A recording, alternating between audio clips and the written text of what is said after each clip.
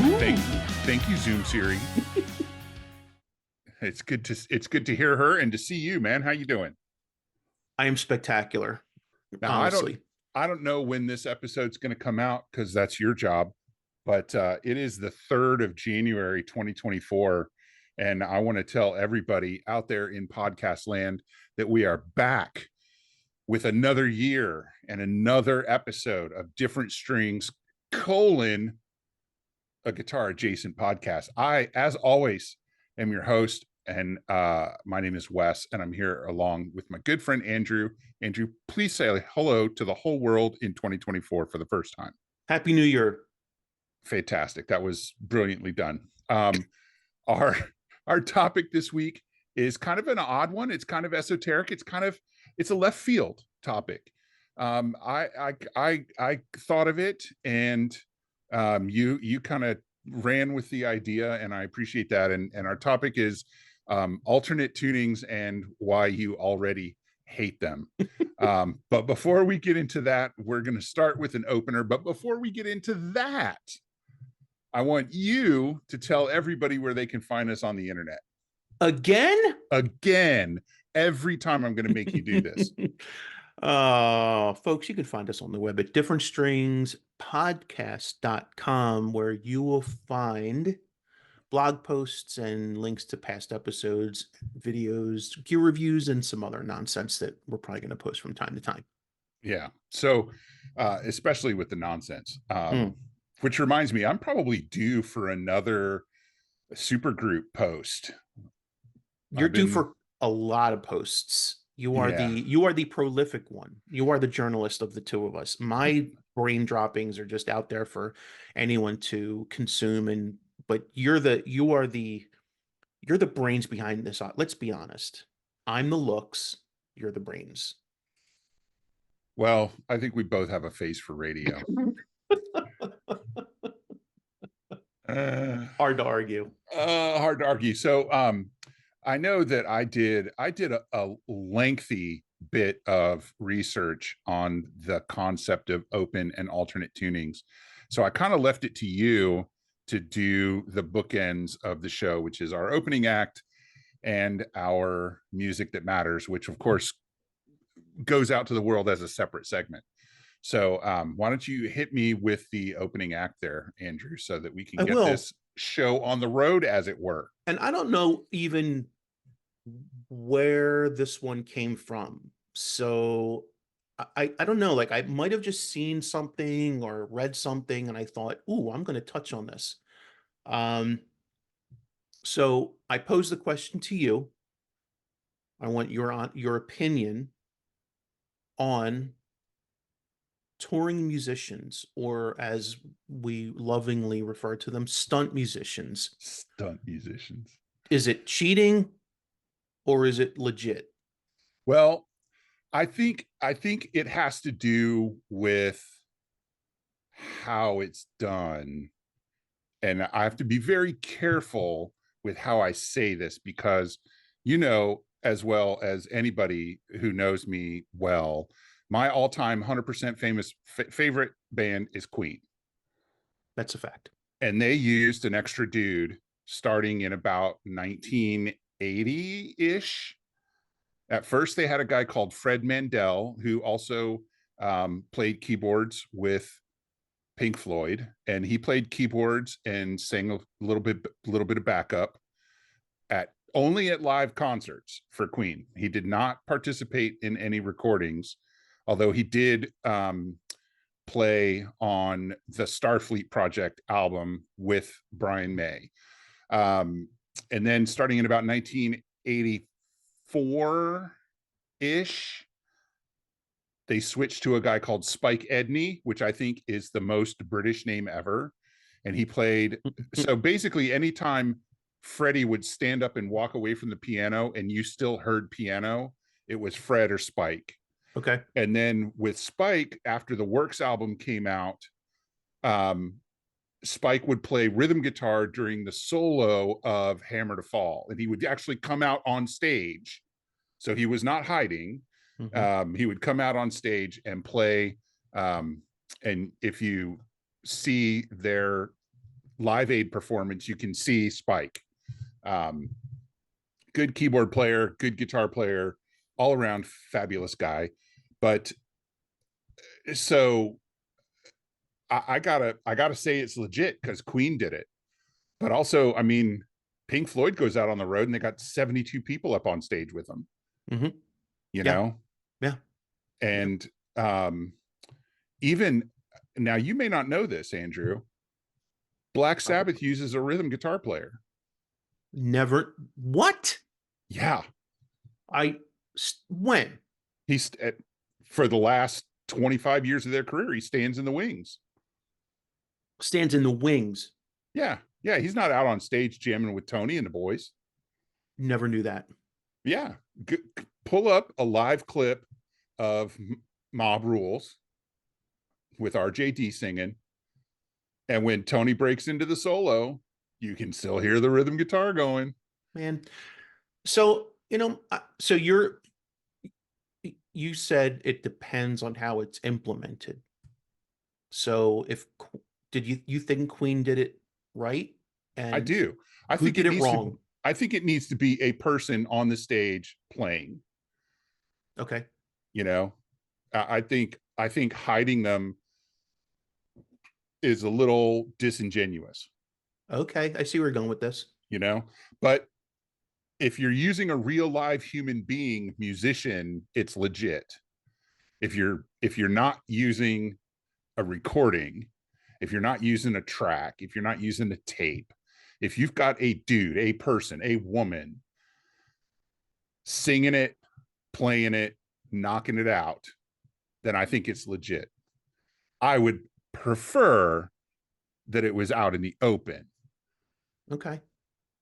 So we all know I'm a Periphery fan, as is my kid. Yeah. And yeah.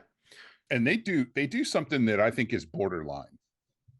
Yeah. So before Adam Get Good Nolly left the band, he left the live band.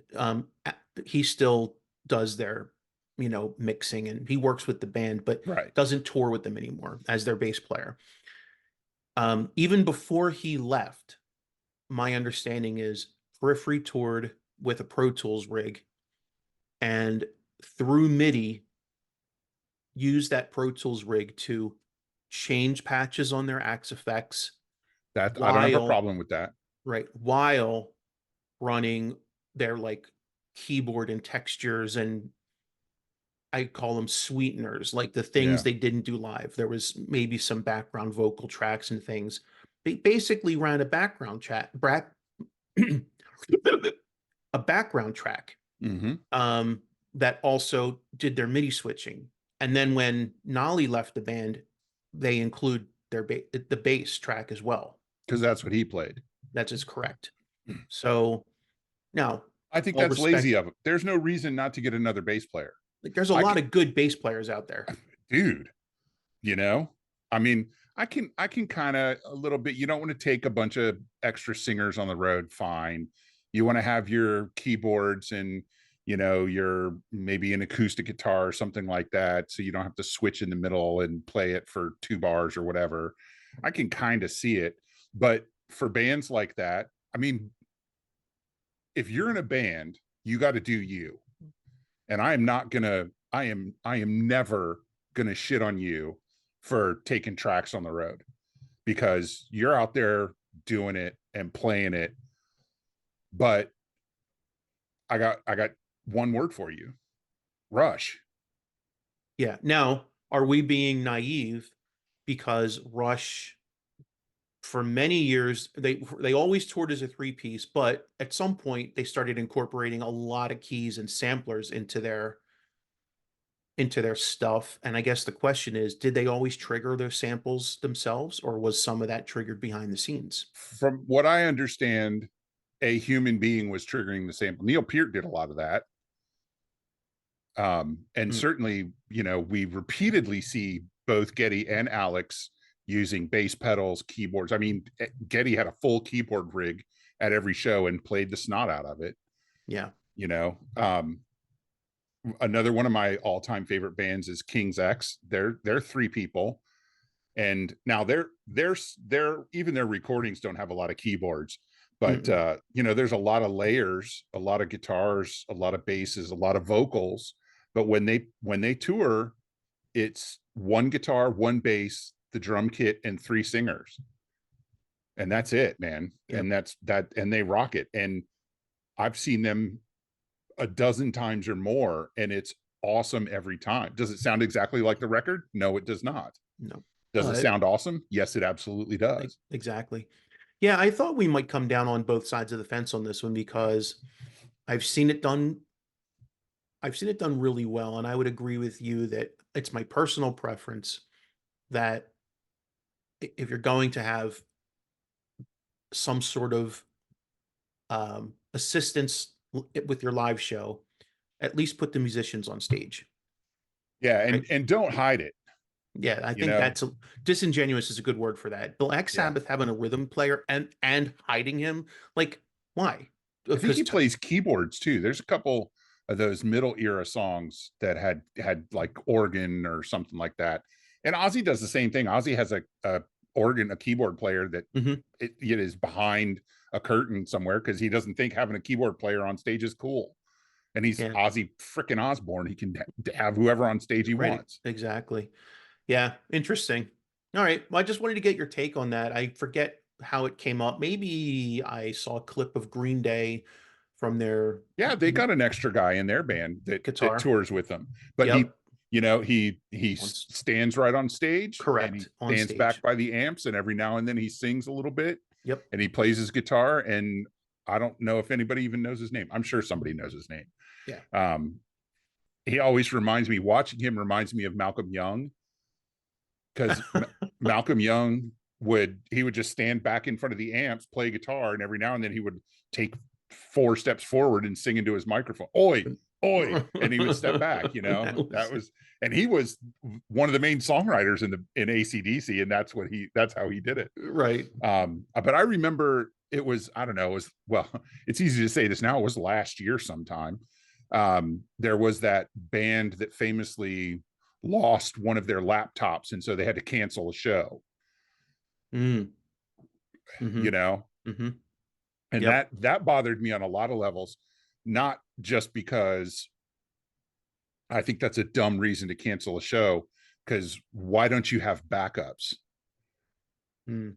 Hmm. If you're relying on digital technology And you're touring. to make your show happen, like you literally cannot play without it, then you need to have backups. Mm. Yeah. I'm kind of with you on that. And that In the was really digital era. my big problem with that cancellation, was not having backups, not that they were using tracks, Right, right, right. Yeah. but Yeah. do you remember Saturday Night Live? Oh, Ashley Simpson. Thank you, Ashley Simpson. I couldn't remember her name. I could just remember they played their first song, no problem. They came out to play their second song, and the vocals from the first song started playing. Hmm. So the band apparently was playing live, but she was lip syncing. Hmm. You know, Famous incident. yeah, that's right up there with Milli Vanilli as far as I'm concerned. But dude, I'm sorry, that incident gave us probably the most classic response to a studio or stage screw up. Her little jig that she danced. Oh, brilliant. I Yeah, could still see it today, man. yeah, yeah. And then she blamed the drummer.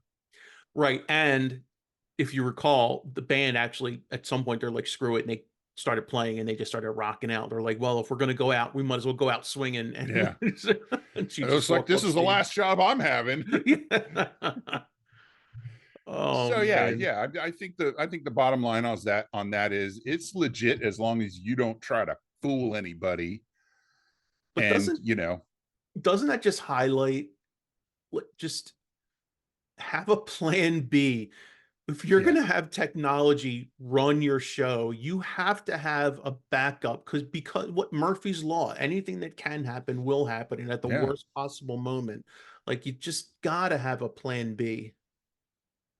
Yeah, I mean, what are you going to do if you get to a gig and your fancy schmancy modeling amp craps out? Pull out my backup that Is I that what you did? that I don't have. Well, so it's funny you mentioned that. I don't want to get too far off topic, but um, Kemper, within the last couple of weeks, Uh-huh. apparently, Yeah. as you informed me, Yes. has released a very portable version of their profiler floor unit. And it's not, I mean, it's not cheap. No. It's also not heartbreakingly expensive given the price of their regular Yeah. It's unit. accessible. I think they But had to. When Fender came out with the Tone Master Pro, I think the companies who made their bones on modeling technology had to answer. yeah, well, and so if you're, I looked into this thing, the little thing. Yeah. It only holds one amp, like one profile at a time. And then all the controls on this thing basically just dial in that amp for you. And so having this unit, it was contingent upon them improving and coming out with their liquid profiling Gotcha. technology, right? Because in the past, taking one of their profiles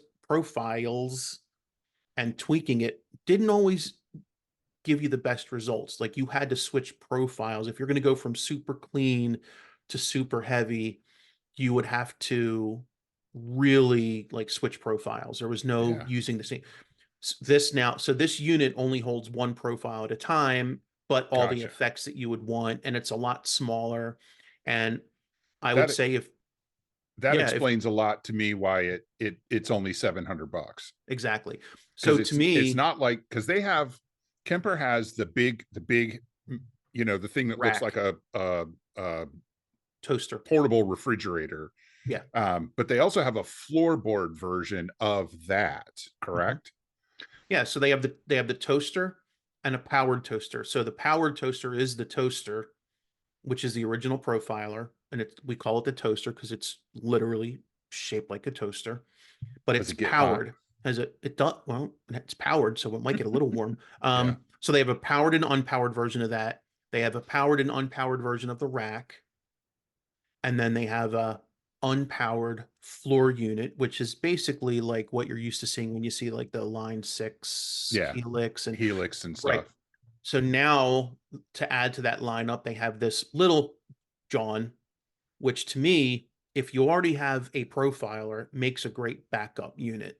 It's Yeah. small and like you could whip this thing out of a gig bag and have it up and running in a matter of minutes. So to answer your question, no, I frequently gigged without a backup, and that is stupid. I'm also not, a headlining touring musician, and I've only had, in fact, have I had any gigs get canceled because they count? No, I don't think I have. Okay. Knocking on wood, Good. because who knows when that will happen. So Right. anyway, completely off topic, had nothing to do with our main topic, which of course is alternate tunings and why I already hate them, because I do feel like you wrote this specifically for me. Well, I Because I have a honestly, confession to make, my friend, hit me. and I will explain during the episode why this may be. Okay. I despise and never use alternate tunings, even so far as to say I very rarely even go to drop D these days. Oh, Andrew. I Well, that know. was going to be my question. If you ever at least drop D, because that's drop D has got to be the most popular alternate tuning. And before Before we we get get there, going on this, before we headline, already fired out of a cannon. I just want to say that lowering the tuning of your guitar while keeping it in the standard intervals is not an alternate tuning. That's Uh, just tuning your guitar down. And that's not the same, because it doesn't change the relationships of the strings to each other. And that's the heart of an alternate tuning, is that you're changing the relationships of the strings on the instrument to each other. Right. I mean, the whole reason we have alternate tunings is because the guitar is such a uniquely versatile instrument, right? There's no such thing as an alternate tuning for a piano. You imagine? Yeah. Yeah. I mean, you might have a sweetened or a stretch tuning, but there's nobody is tuning a piano to all C's. Unless it's a digital keyboard. But I digress. Right. So this is a thing that is uniquely string instruments. Mm-hmm. And I would say even more so uniquely guitar. You don't really hear about people changing the tuning on a cello or even a mandolin, you know, which might happen. You know, that might be a little bit more realistic. Or a banjo. Well, a banjo is in an open tuning. A banjo, I think banjos are tuned to open G. But if you tune a banjo to the standard tuning, like an acoustic guitar, that would be an alternate tuning to the banjo now, wouldn't it? Well, except that then you're doing it on a 6-string banjo, and that's a crime against humanity. Right.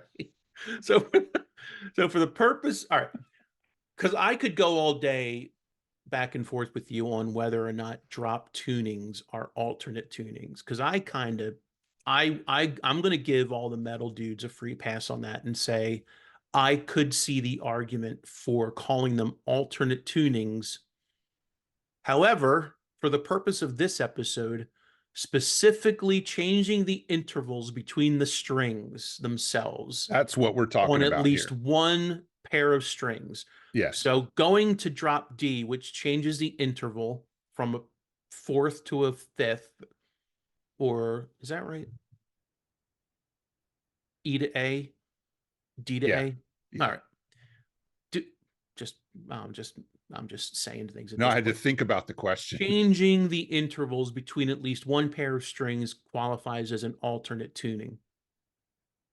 Extra points if you do it on more than one pair of strings. Right. Exactly. Like you're Right. So the drop D, hands down, the most accessible, easiest to understand, and easiest to adapt to alternate tuning. And there are bands that have made their whole careers, or at least significant portions of them, in drop D. The yeah, aforementioned King's X. Tool. I mean, I think the first King's X album, 8 of the 10 songs are in drop D. Yep.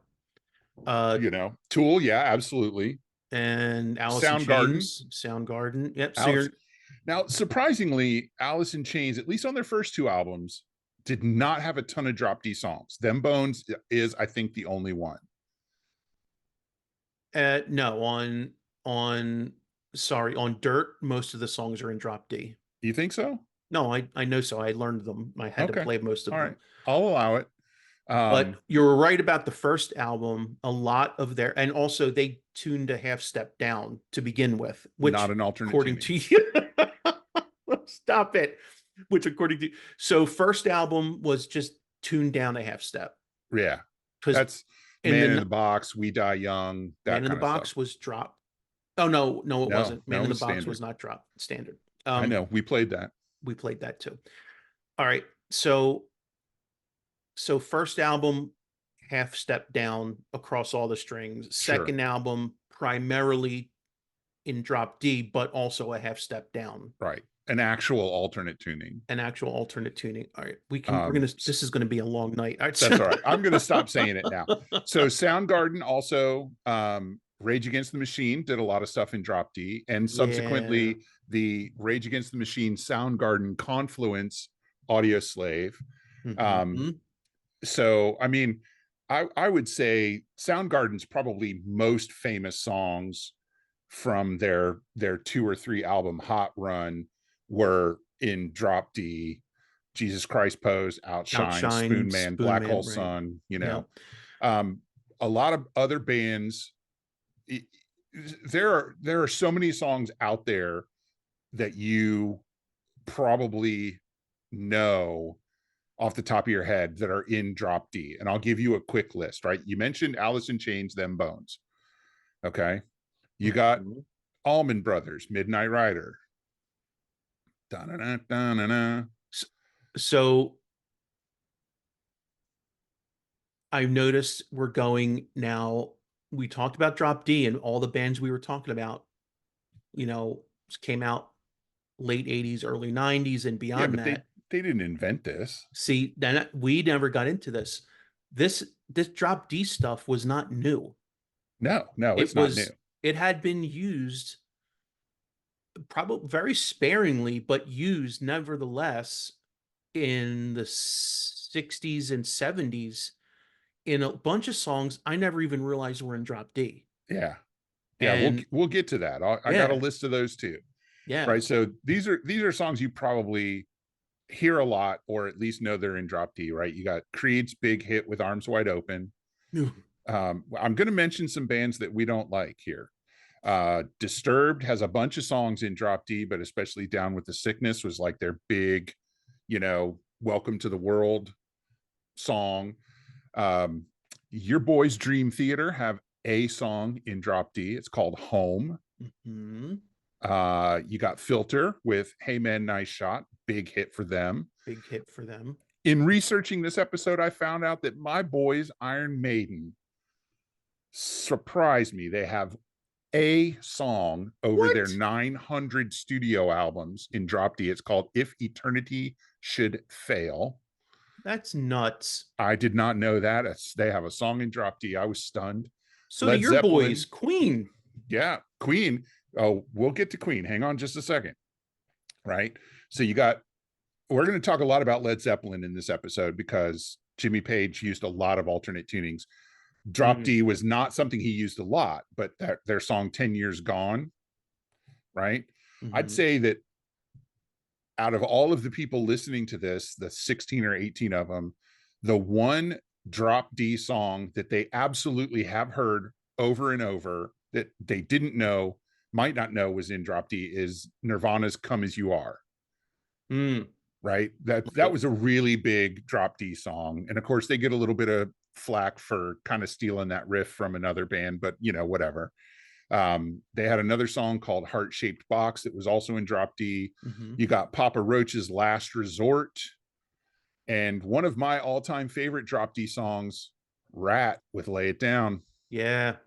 Great Drop D song.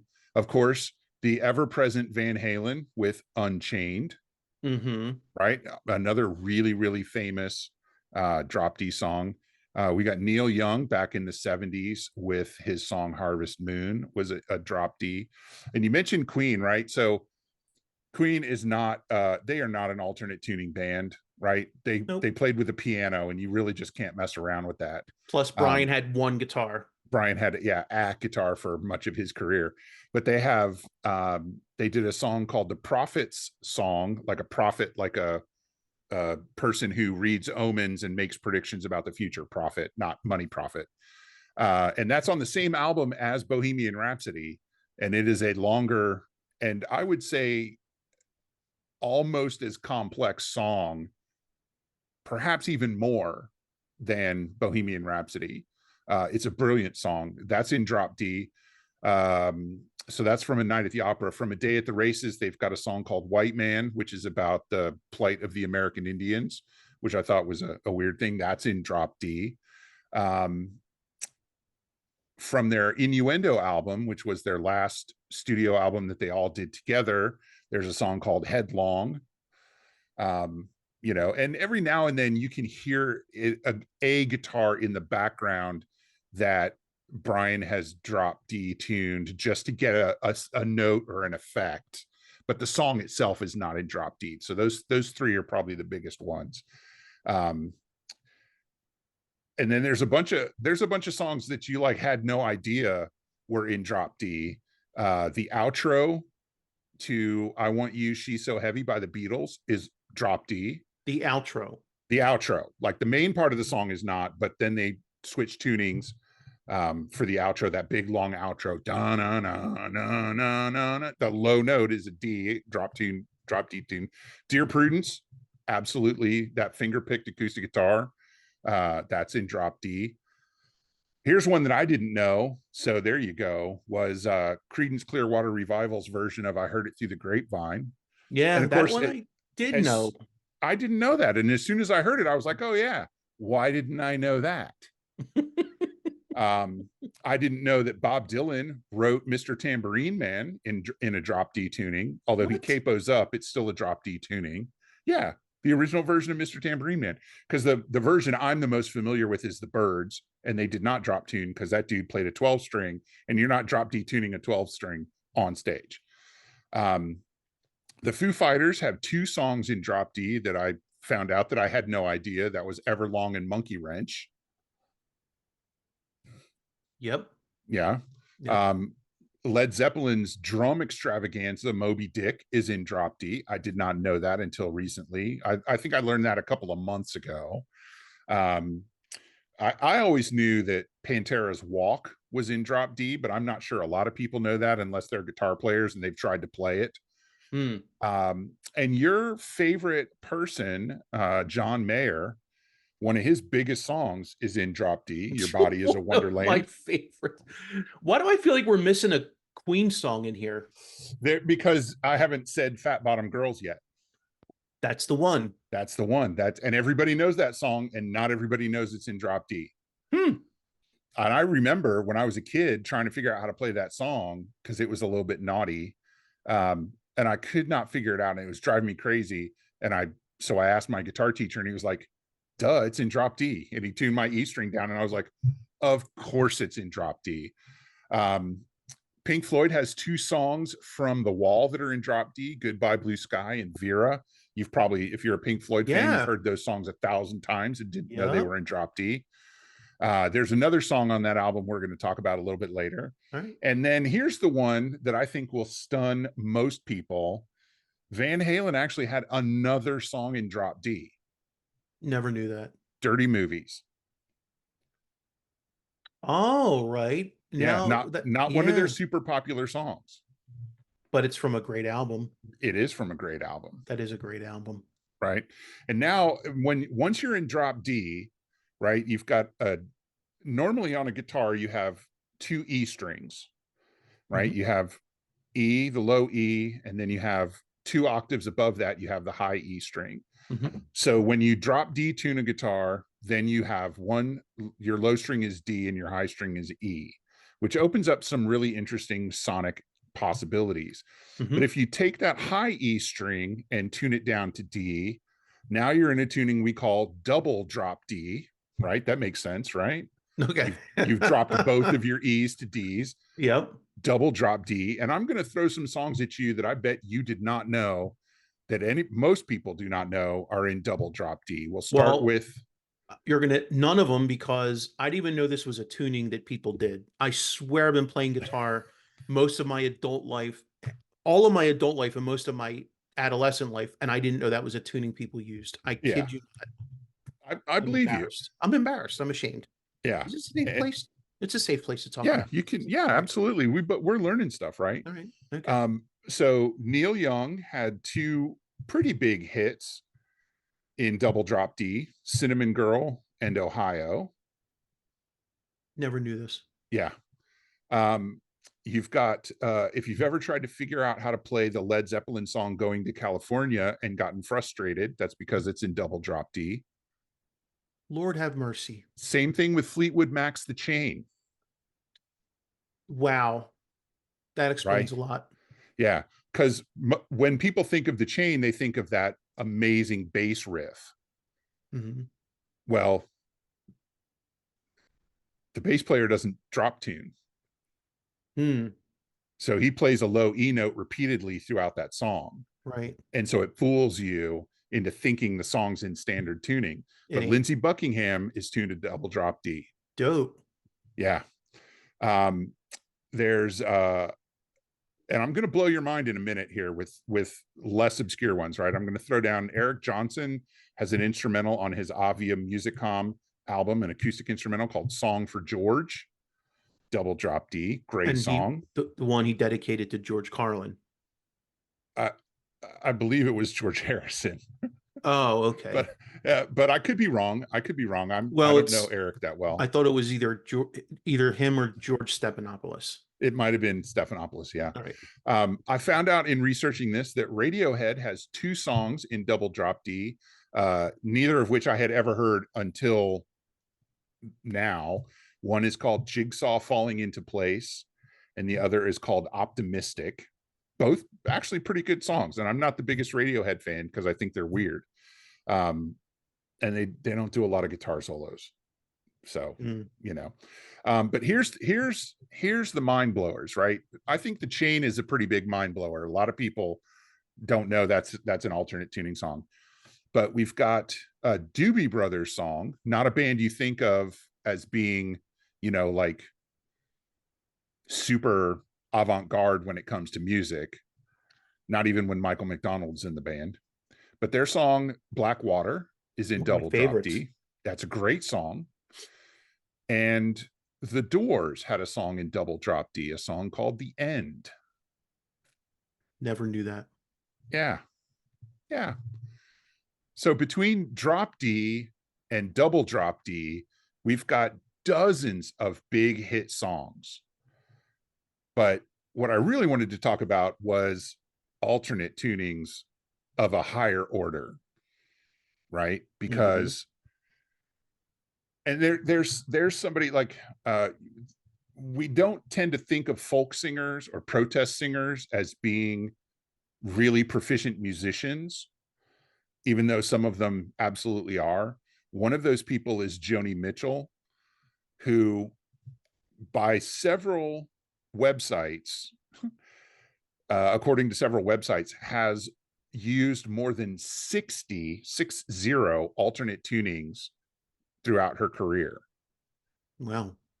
And when I was a little bit skeptical about that, and I was actually talking about that with my wife, and she reminded me that many years ago she wrote a bunch of songs on acoustic guitar, and she actually told me that because she's a fan of both Joni Mitchell and Michael Hedges, who has unfortunately passed away. He was also a big fan of alternate tunings. He would just kind of tune the guitar to whatever he heard in his head, Mm-hmm. and if it was notes that made sense in the Western scales, then great. But my wife really took that as inspiration. Um, and so she would just kind of tune the guitar to make chords that fell to her fingers sound the way she wanted them to sound, Okay. you know, which was a little bit of a panic for me when she asked me to record those songs for her because she's not a great guitar player. Um, I'm not saying I'm a great guitar player, but I'm a little more than capable. Right. Be careful. Um, Be careful who's listening. yeah, I mean, I can do a lot of stuff, no matter what some people think. Um, so it made sense. Um, and then you've got Sonic Youth, which is probably a band that more people have heard of. And Sonic Youth kind of had the Joni Mitchell approach. They would just tune the guitars to whatever they wanted to. And here's the kicker, Andrew. This is something that really blew my mind, and it kind of made me understand why I never really got into Sonic Youth. Two guitar players, and a Mhm. lot of times they would tune their guitars to different alternate tunings in the same song. The same song, different Yeah, tunings for each different guitar player. tunings. Yeah, yeah. Wow. And that would just make me angry. That's angry. That's wild. Yeah, in my notes I use the F word, and I want you to recognize that I resisted saying it. Well, we get one of them. That might be the one.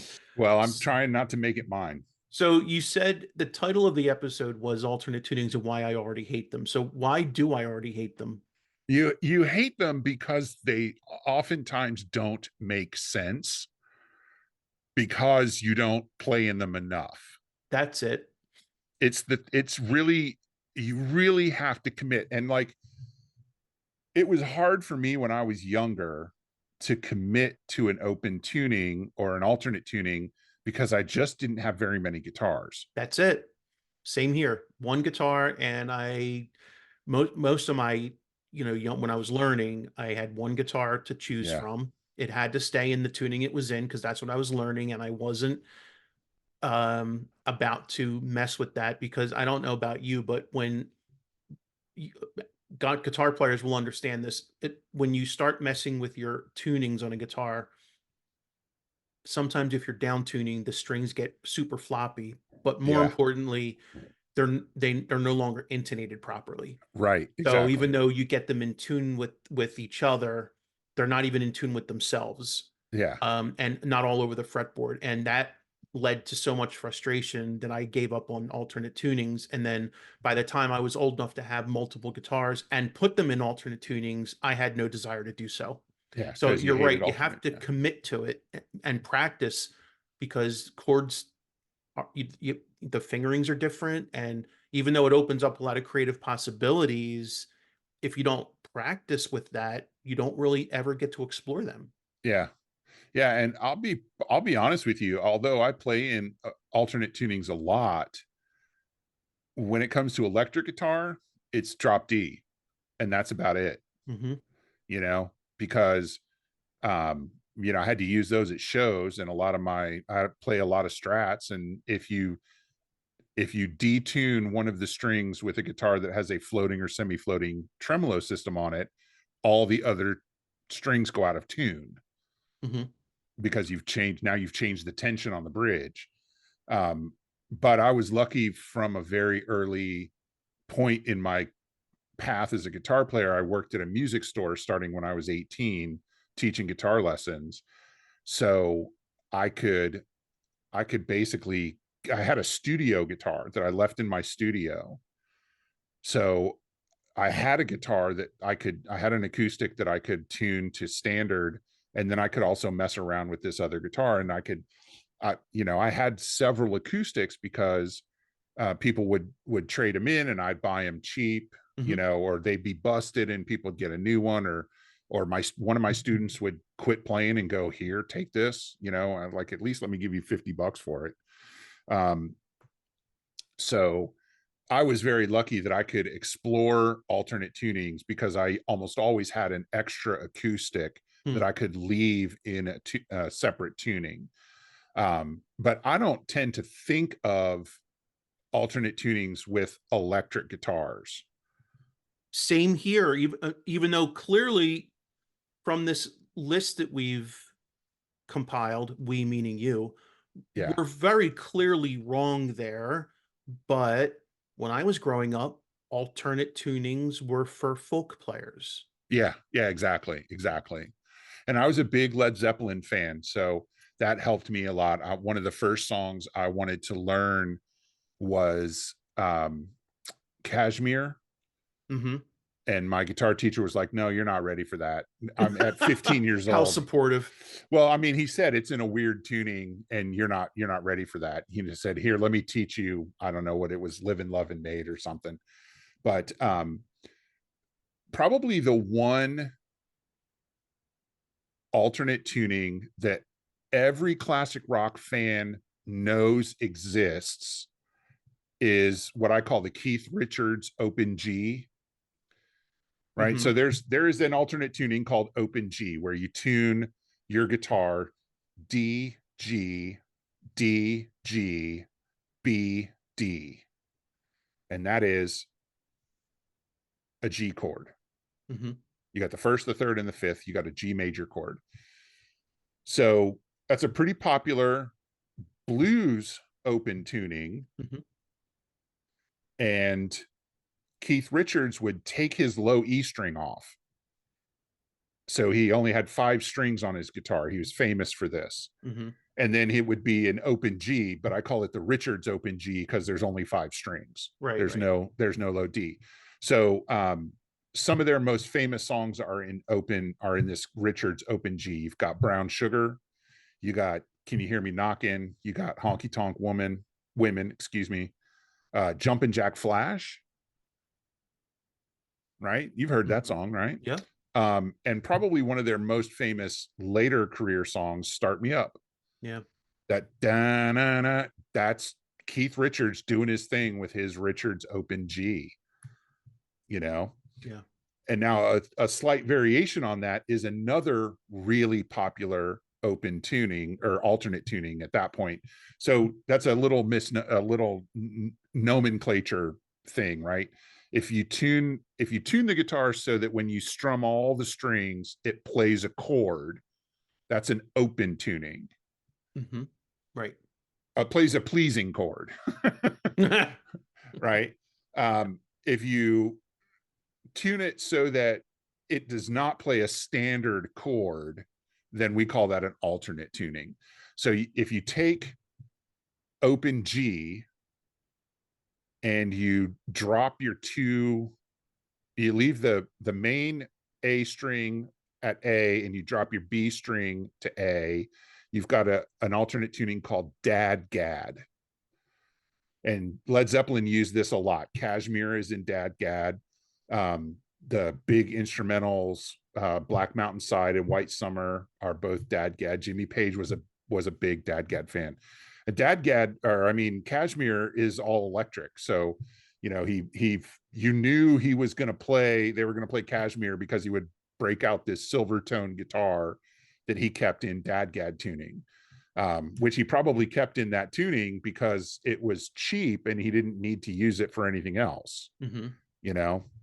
But I found out that there are some other songs, including songs from bands that I did not expect, that have songs in Dad Gad. The Johnny Cash song "Ain't No Grave," which is a fantastic and moody song.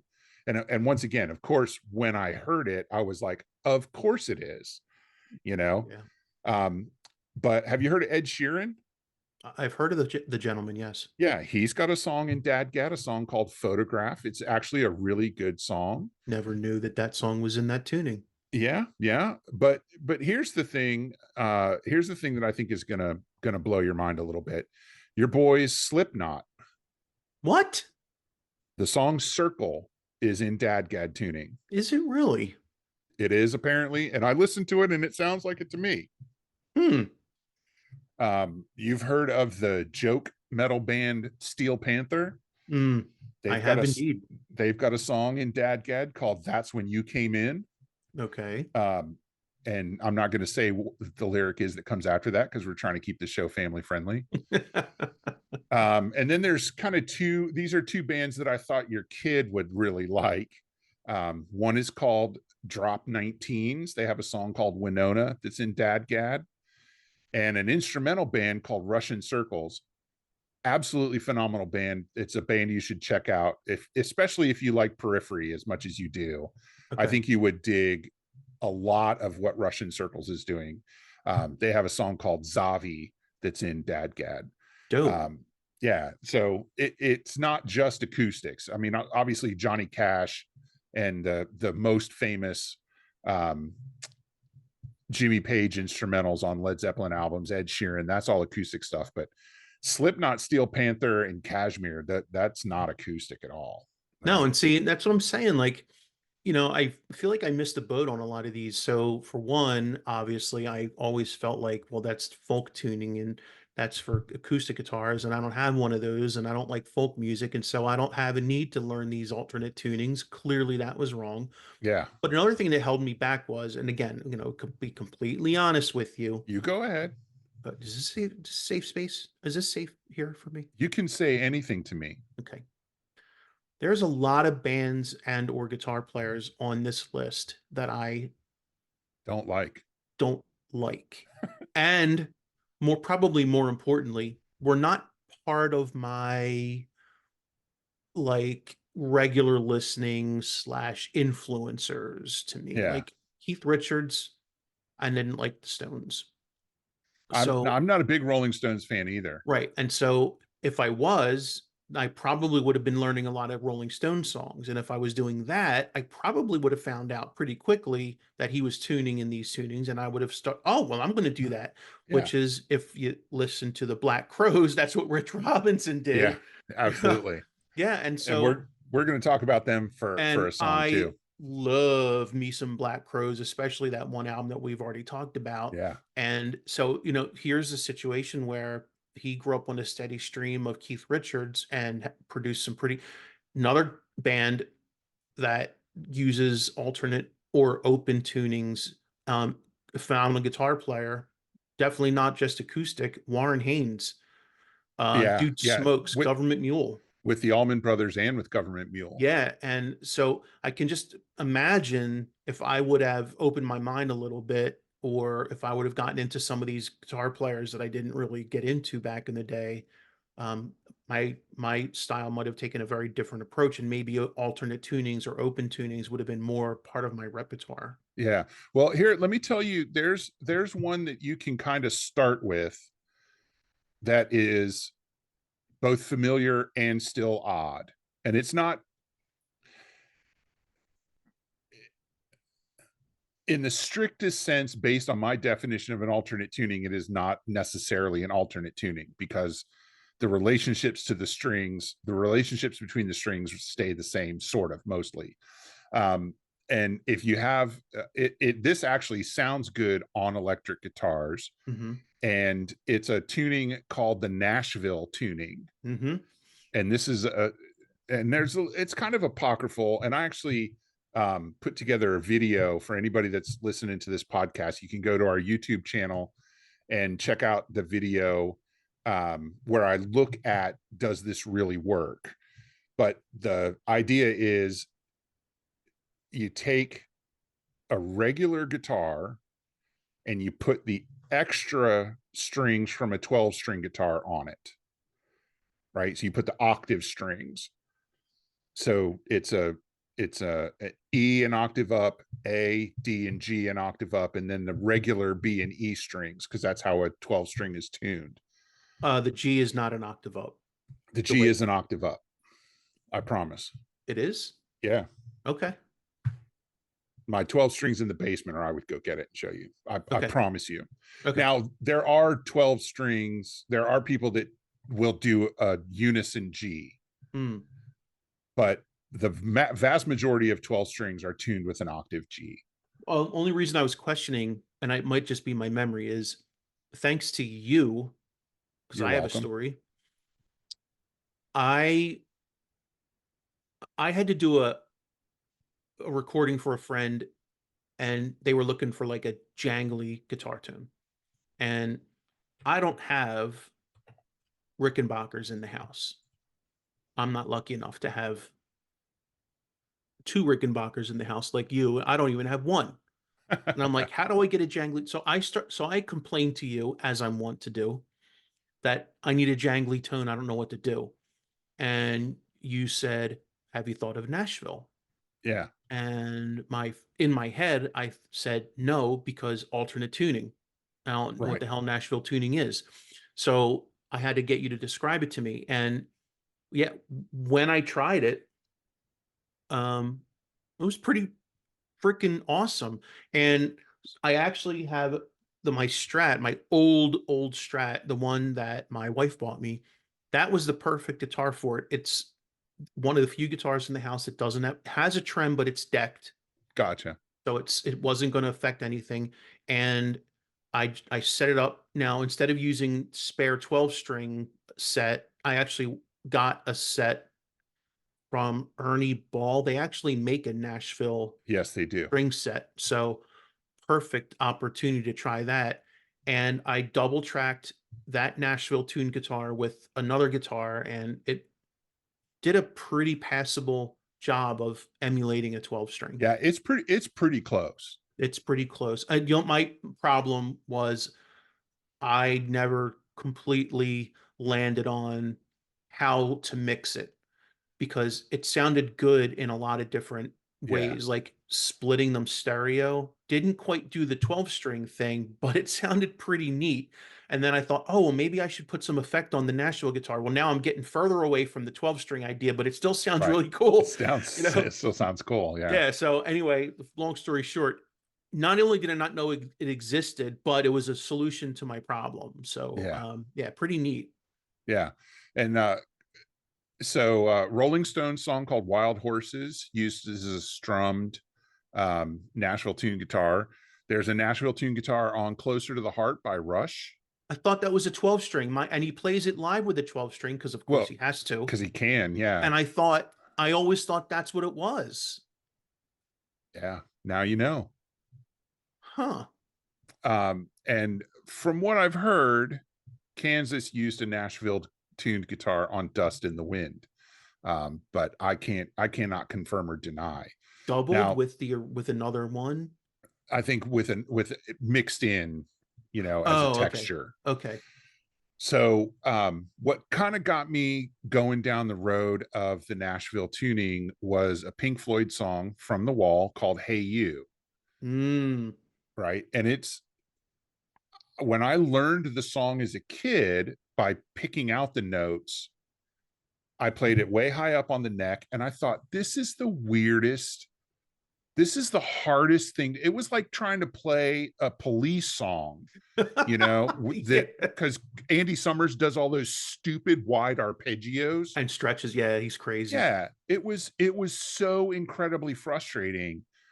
And uh several years ago, maybe 6, maybe 8, um I was reading about the recording of The Wall, and in this,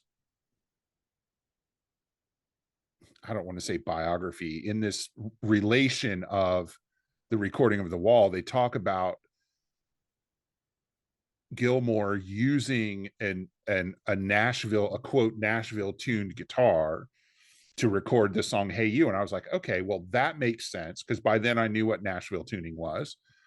But when I went back and listened to it, it still didn't work. Like I tried to play it on my 12 string, excuse me, and it just did not work. And that's when, and then a couple years after that, I found out that Gilmore thought that Nashville tuning meant that you had 2 high E strings. Oh. So he mostly got it. He knew it was octave A, D, and G, but he went 2 octaves up on the low E. So he had the same E on both ends. Oh, crazy. And if you do that, then it works. Then you can play Hey You. And it all fell into place. Nice. Hmm. And so if the long version of that 12 string Nashville tuning video that I did, the one that's on my YouTube channel, I play the riff with the Gilmore Nashville guitar, and it sounds absolutely bizarre. It's basically like playing a banjo, right? Right, right. Because yeah, on a 5-string banjo, the string that is in the lowest position is the highest pitched string, Okay. you know.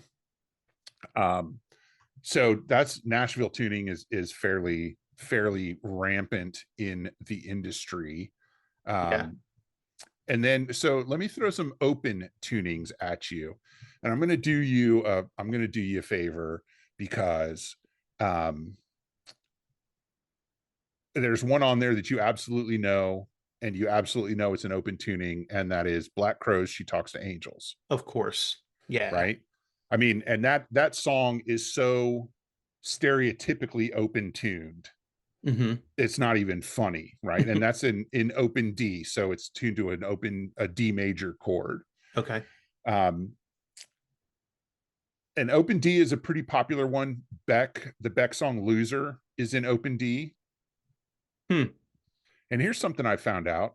uh Taylor Swift, who is currently apparently the most popular musician on the planet, Hmm. has a song called Ivy that is in open D. The Swifties unite. Yeah, I had no idea. um Probably the most famous song, depending on your age, I'd say if you're over 30, over 40, the most famous song in an open tuning is George Thorogood's Bad to the Bone, right? That's open G. If you're under 40, the most famous open tune song is Seven Nation Army, which is in open A, By the White by the Stripes. White Stripes. Exactly. Yeah. um there's some others, of course. She Talks to Angels. The Allman Brothers song Melissa Classic. is it you hear it in open E, but tuning your guitar to open E is dangerous because you have to tune so many strings up, Hmm.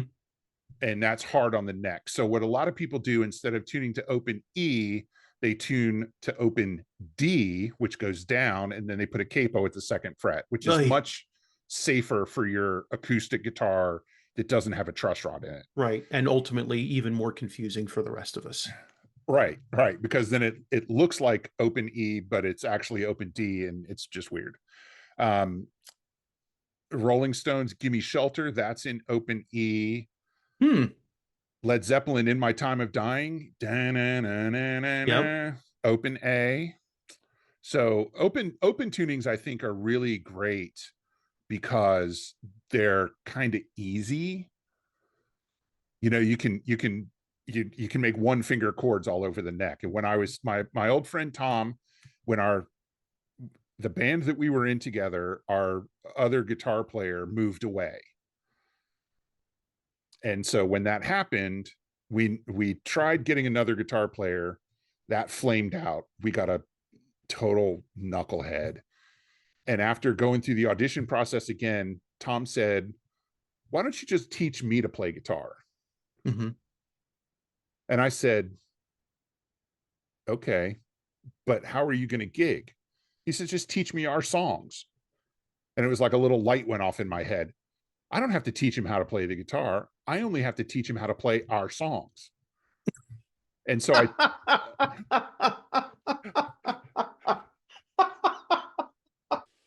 and there's a big difference. Why? And I You didn't don't have to be good enough to play like me. You just have to be good enough to play the song. exactly right. All we needed Oh, was a why rhythm does guitar that player. tickle me so much? You don't Yeah, have to. I'm not teaching you to play guitar. I'm just going to teach you my song. They just exactly. happen to be on guitar. They just happen to be on guitar, right? Oh, So that's hysterical. we went out, we got him a guitar, and we got him an amp. Um, and I tuned a guitar to open D for him, and I taught him all our songs, and he played all our songs with one finger chords. That's so great. So, excuse me. Um, in the zero research I did for this episode, This one was mostly me. um, I want to just take a quick minute since you mentioned the one finger chord. Yeah. Okay. I think you and I have enough background knowledge of guitar to know a lot of the open tunings and that the reason why they exist, or maybe not the reason, but one of the where they found their most use, or I don't know, maybe the etymology of it is like Delta blues players that played with a slide, Oh yeah, absolutely. right? Because So yeah, slide is playing slide on an open tuned guitar, and think about Bad to the Bone, open tuning, mhm. lots of slide. Um, and I was just, if you heard me tapping a little while ago, I was looking up because I wanted to find out who, because I know there's somebody that was out there that played with a unison G on a 12 string. Turns out it was Leadbelly who used a unison G on his 12 string. He tuned a lot to open A. Okay. So there, So because I was going through this list and and what reminded me of that was when you mentioned Allman Brothers and I mentioned Warren Haynes, mm-hmm. I immediately remembered Slide Oh, and he's a Black Crowes Slide. phenomenal slide Yep. And player. I realized most of these tunings were to facilitate slide playing. And where did slide playing get super popular as the Delta blues players? And where did most of these guitar players, Keith Richards listened to tons of Delta blues, Allman Yep. Brothers, tons of Delta blues. So, I mean, I think that I could be wrong, but I do think Delta blues is probably where a lot of this got its start. And then Oh, just, it's, 100%. yeah. So I give credit where it's due. Like those cats were animals, and could just play like monsters. And it started a revolution in guitar playing. Like it sounded, people used to say, like when Robert Johnson played, that it sounded like you were hearing both rhythm and lead. And it was Yeah. because he was doing both. He was playing with fingers, he was finger picking his guitar. He had a slide on half of the guitar, the higher strings, and he was playing the lower strings. It's like he was just incredible. Yeah. So yeah, that's why they thought he was possessed, because clearly a human couldn't have that level of talent. Could you Yeah. imagine what would happen if they saw Michael Hedges play? They would Or just, they would have burned Michael Hedges at the stake. So anyway, yeah, I just wanted to put out there the slide playing. Huge reason why these open tunings are popular. And you got Curtis Mayfield on here. You have Led Zeppelin, who, although not huge slide players, tons of Delta blues influence in Led Yeah. Zeppelin. So Yeah, and I actually, that was another thing that in my ignorance as a youth I didn't know. I was absolutely captivated by slide, and so I tried to cop a lot of slide, learn a lot of slide stuff, mhm. not knowing that these guys were using open tunings. It's 10 times harder on a standard tuned guitar. Oh It can yeah, be it's done, and it does get done, but yeah, it's and but now that's the only way I know how to play slide yeah, is on a standard tuned guitar. I struggle with an open tuned guitar and playing slide yeah. because I'm just not used to hearing it that way. But yeah, that's absolutely, I mean, that's a great thing to call out. um So we've been talking a lot about like although to me, all of this is fairly alien, but to many guitar players, including some that listen, I'm sure open tunings and alternate tunings are not that big a deal. But to me, all this is alien. However, yeah. speaking of weird stuff, Oh, it gets even weirder. yeah, like you put some things on this list that I didn't know people did to their guitars. And then it reminded me that there's one band that I knew of that, like, they're a pop band and they use more alternate tunings, and not even just like regular alternate, just bizarre, Bizarre, absolutely bizarre. yeah, that no one's ever heard of. So let's cover the weird stuff that like just shouldn't exist. You got it. And I'll start with the band that I think you're talking about, which is the Goo Goo Dolls. Bingo. Well, actually, sorry, just Goo Goo Dolls, Goo not Goo no Dolls. the. No, the And one of their biggest, if not their biggest song, is a song called Iris. And it's in an absolutely bizarre open tuning or stupid. alternate tuning. The low E string is a B. They tune it down to B. So when you do that, when you tune it down that far, you got to use a bigger string. Mhm. You can't just tune your 54 down to B. And then all of the other strings are tuned to D. Every other Every string other string is is tuned to D, D. you That's know. it. And I think it's 2 octaves worth of D. So I think it's 2 strings, the regular D, and then 3 strings, the high E tuned down to D. Mhm. Weird. Yeah, No absolutely name, bizarre. no name And for that tuning. yeah, I mean, but a huge radio hit, Hmm. and people didn't know what they were hearing, and Nope. it just, blew their minds. And there's a Um, couple songs on this list, by the way, that I had to learn for a band to get a gig with a band. And I had to learn them in Standard tuning. either standard or like I had to like, I forget how, it's been so long. I forget what I did. I will tell you, I didn't learn them in these tunings. Right. And So I can only tell me what imagine. tell me what those songs were, and I'll tell you what the original tuning was. Okay. Name, which Oh, was, also by Goo Goo Dolls. That was tuned. So drop your drop your E to D, leave the A the same, raise your D to E, mhm, then have an octave A and 2 octave E's. yeah, insanity. I Yeah. can tell you right now, I did not learn the song in that tuning, and it was extremely hard to play. Yeah. And D A E A E E. the other one was from them was Slide. Yeah, and that's almost dadgad. That's actually the least weird tuning. That tuning Probably. is DADGDD. Hmm. So it's dad. Again, I did not learn the song in that tuning. No, no, no, no. Um, And why would you? and right, because why would you even know that exists? Yeah. All right, here's another one I want you to say. Another song I wanted to learn to play. I'm pointing a lot. I wanted to learn to That's play this song and gave up so fast, because I just couldn't figure it out. And now I come to learn it's in a completely bizarre tuning, Top Jimmy by Van Halen. Yeah, One of that's the a greatest guitar riffs I've ever heard in my, I mean, it's just mind-boggling, but it doesn't help that it's also in a weird tuning. yeah, well, that's how he got those brilliant harmonics at the beginning of the Hmm. song. It's tuned to a D7 chord. So technically an open tuning. It's an open tuning, Yeah. but it's a D7. D-A-D-A-C-D. That's so weird. Yeah. But I think Edward, knowing about the things that Edward did, I think he probably started with a regular tuned guitar and just started moving the strings until he got the harmonics that he wanted. And then he Hmm. just figured out how to play the song, Yeah, you right. know? Now, there's a tune. I'm going to call you out in a minute, Okay. but not yet.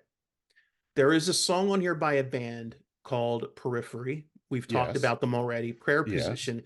Yeah. Now, I know you found Prayer Position. There are a lot of songs by Periphery that are actually in alternate tunings. Gotcha. This one in particular is it is their okay, it's a standard tuning, then the entire guitar is dropped to a drop. It's okay, let me back up. Okay, it's drop D tuning. But it's So dropped down. so the entire guitar, oh wait, let me, all right, I'm going to back up. I will get this.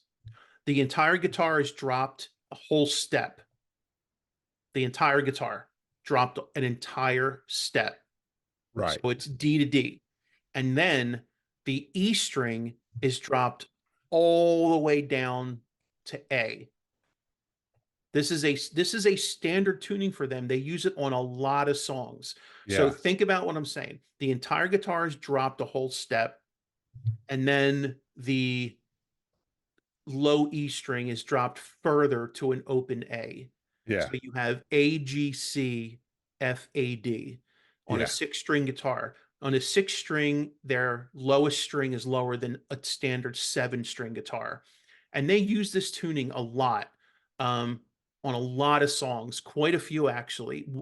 Yours, you listed Prayer Position, but there's several songs by them that are in that tuning. And I want to say from that album, um, Remain Indoors is in that tuning, and from the previous album, there's another one of my favorite songs by them that of course I don't remember the name of it because old man brain.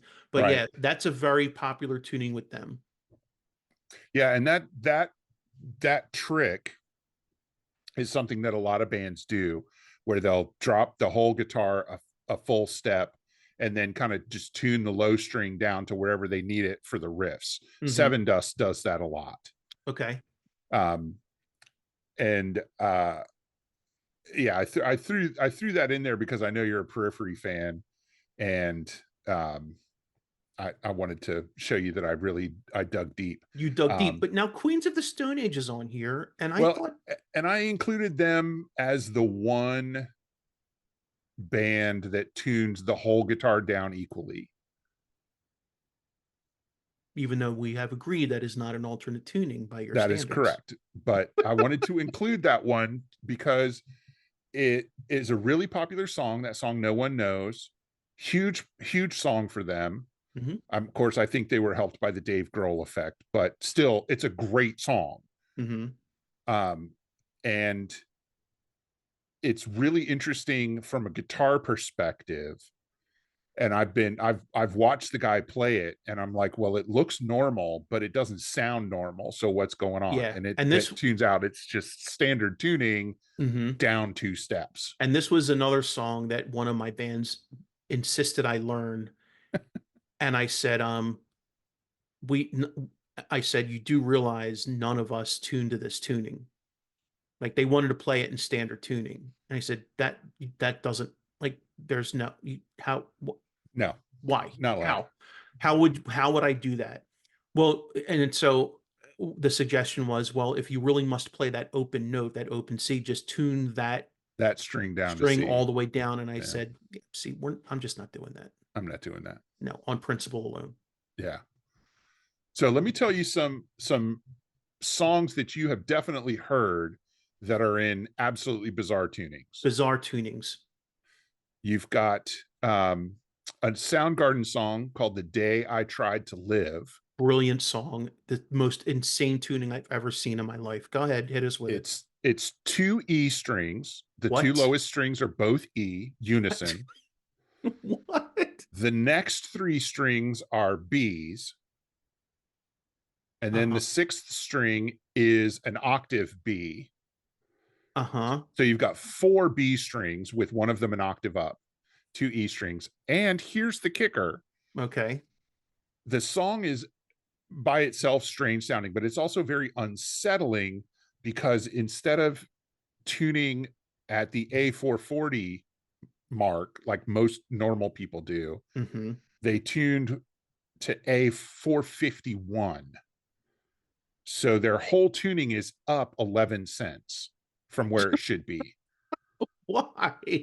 because they're Soundgarden, because they could do that. But what? So what? Wow. That That's that deeply troubling. that song that sounds to me like a dare. That sounds like uh, Chris Cornell turned around to Kim Thale and said, "Oh yeah, you think you're cool? Well, try this." Yeah, and when we're recording it and we're all gonna have to make sure all the instruments are in tune with each other, have fun with that. Yeah. Another really popular Although song. Go ahead. arguably Matt Cameron didn't really care. Right. Well, he's the drummer, right? Um, Another really popular song that is in an utterly bizarre tuning Utterly bizarre. is the Crosby, Stills, and Nash song called "Sweet Judy Blue Eyes," and that song is tuned all E strings except for the B. Uh-huh. Yeah, All E's and one B. all E's except for the B string. How how does this happen? I don't know. How I don't many know. drugs, how many Yeah, weeds did they, you got to be coked out to come up with that stuff. how many tabs of brown acid were dropped before coming up with that tuning? Yeah. So yeah, so bizarre. And you mentioned Curtis Mayfield. Um, Curtis Mayfield was a singer, songwriter, guitar player, and pretty much his whole catalog is tuned to what we call the Black Keys tuning. It has nothing to do with the band, the Black Keys. Think about the Black Keys on a piano. Mm-hmm. And so he tunes his guitar F sharp, A sharp, C sharp, F sharp, A sharp, F sharp. That's weird. Yeah. So it's still an alternate tuning because the relationships are The intervals are different. weird. But he also is he's tuning up. Yeah, this is the only artist on the list that tunes in what I would say is a completely, like, he's completely avoiding the white keys. Yeah. And can you imagine having to be his bass player or keyboard player? You know, because like as a bass player, if you get lost, you can look at the guitar player and go, "Oh yeah, that's where I am." But you Yeah. can't do it with Curtis Mayfield. No, and I'm so glad you said that, man, because that's another thing that really I struggle with is when you watch dudes that play and you don't know they're in an alternate tuning, you're like, man, I really want to learn that song. Well, I can't. They clearly are not playing human chords. What? Now I have no chance. Clearly not playing human chords. Um, Wait, but I said these are ridiculous tunings. When you said Sweet Judy Blue Eyes, there's even weirder ones on here. yeah, you think so? Three E's for Edward by Paul Gilbert. Yeah. Excuse So me? the song Three E's for Edward by Paul Gilbert on his album Get Out of My Yard is three E strings, Hence the two name of this two song. unison low E's and a high E. Okay, And that's dope. even more than that, he's got the title song from that album is called Get Out of My Yard, and it's tuned E-A-D E-E-E. Uh-huh. And he doesn't really use the other strings very much, just the E's. But here's the kicker: when he plays that song, he uses a human capo. Okay, what is a human capo? A human capo is a dude who comes out and puts his finger across one fret on your guitar and moves it as you play. You got to see a video, go to the playlist Is that and why the look. song's called Get Out of My Yard? It might be. It might be. So yeah, not only, and it's bizarre. It's a bizarre song because it's Paul Gilbert speed, and That's then so funny, man. yeah, it's just crazy. Um, and then let's see, a really famous Tool song, or really popular Tool song called Parabola, Hmm. is a weird tuning. It's B-E-D. So right, they took the two lowest strings from a Dropped them a seven fifth. string, yeah, eliminated the A string and put the two lowest strings from a seven string on there, Okay. and then the rest of the guitar is tuned normal, But it's, DGBE. I can at least like mentally get my mind wrapped around that one. Yeah. Um, one of the early songs that I learned how to play that's in a weird tuning. It's not quite as bizarre as some of these other ones. It's a Steve Vai song from his album, or from his sessions that turned into the album Flexible, and it's called Burning Down the Mountain. And it's a really cool little acoustic song. And the only thing that he does different is he takes the G string and he tunes it up to A. So the Okay. guitar the guitar is tuned normal, except the G is tuned up to A. And it's a really cool sounding little song, you know. You It's know, my not, son came up with a tuning that's not on this list. Why didn't you put my son's tuning on this? well, He's because I couldn't find the song on YouTube. no, so trick question. He came into my room the other day and said, "Dad, I want to show you this really cool tuning." He said discovered. I don't know if he discovered it like um or if he just stumbled upon it or if he just tried it, or I don't know. Someone else might say, "Well, I've done that, so your son didn't discover diddly squat." But Yeah. what is it? He's tuning his it's just standard tuning Okay. with the G string tuned, I want to say down a half step to F sharp. A half Yeah. step. Yeah. Just the G string down a half step. And so imagine playing a major position on a like a E chord, but it sounds like a minor. Yeah. It's That's weird. unsettling. But he Unsettling. That's it's a great unsettling. word for it. But he showed me a couple of things in that tuning, and it does actually just one half step on one string, and it just changes your whole approach to the instrument, Yeah. which is kind of neat. Well, and that's really, he's hit on the thing that alternate tunings are really about. It's about thinking about your music in a new, fresh, and interesting way, Mhm. right? And even just changing the tuning of one string by a half step or a whole step, Mhm. I'm thinking drop D, it changes your relationship with the instrument, Mhm. and it really opens up a lot of sonic space that you can explore. And I think you know, obviously it helps to have more than one guitar, but I think a lot of people could just benefit from tuning their guitar to open D and strumming out some stuff and just fooling around with it. Yeah, uh I think your drop D and your double drop D tuning yeah. is even if you only have one guitar, I think that's probably doable without Yeah. completely throwing off like your instrument. Yeah. And you know, if you're going to do double drop D, you're only one string away from dadgad. That's also true. Yeah. And You then know, once you're in dadgad, you're only one step away from drop o- dadgad or whatever God knows. open D. Yeah. So you're right there. You're right there. Um, So and neato. yeah, and it just, it opens up so many possibilities, and it adds such flexibility to your arsenal, if you will, Hmm.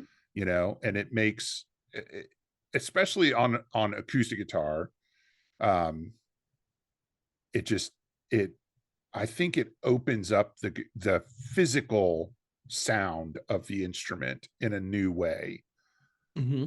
because you know, guitars, when they build an acoustic guitar, they're tuning the guitar to standard, which means they're tuning the bracing to standard. Mm-hmm. And the bracing affects the vibration, the literal vibration of the top and the back. Mm-hmm. And when you change that tuning, you change how the sound waves interact with the top and the back of the guitar. You are literally changing the sound of the guitar, not the tuning, but the sound. Right. Good point. And unless you have any other questions, I think that's where I want to leave our discussion on alternate tunings. Well, I think I want to leave it with, I may still not try any of these, but I'm probably closer to trying them today than I was yesterday. And with that in mind, I think, what would we recommend to our listeners? Try anything once, right? Try anything once, man. If you're watching on YouTube, put in the comments your favorite open or alternate tunings, or if you're not using them, why, and just engage with us and let us know what you're thinking. And if there's a tuning we missed, let us know about that too. Please do. Although I don't know, I can't think of too many standardized alternate tunings that I might have missed. Who It's knows the what's weird out ones there? that I'm sure I missed. Bingo. Like I knew about Iris, but I didn't know about Slide and Name until I researched this. Total insanity. But thank you for bringing this one. I appreciate it. Yeah, I'm glad that it caught your eye. Yeah. And I'll tell you the one time I fulfilled a commission, I wrote a song because somebody asked me to. Mm-hmm. It was I wrote it for a friend's wedding. And it was in open C. Jig it. On a 12 string. And it sounded amazing. You had to tune this 12 string to open C. Yeah. Good night, Irene. And good night, everybody out there in podcast land. We greatly, greatly, greatly appreciate you listening to Different Strings, a guitar adjacent podcast. This is some of the most fun I have every week, coming on with Andrew and talking about guitars. Me too, man. And I'm glad that anybody is listening to it, but I'm glad it gives me an opportunity to open your mind, Andrew. And if I'm reaching other people, then I feel like I'm doing even more of a service. Thank you. So before we leave, please tell folks one more time where they can find us on the internet. differentstringspodcast.com. Please and thank you. And Happy New Year. And Happy New Year. Absolutely. I hope 2024 goes better for you than 2023 did. That's not a big ask for my life. My 2023 was a dumpster fire. Not a high bar to clear, my friend. Yeah. All right. Peace.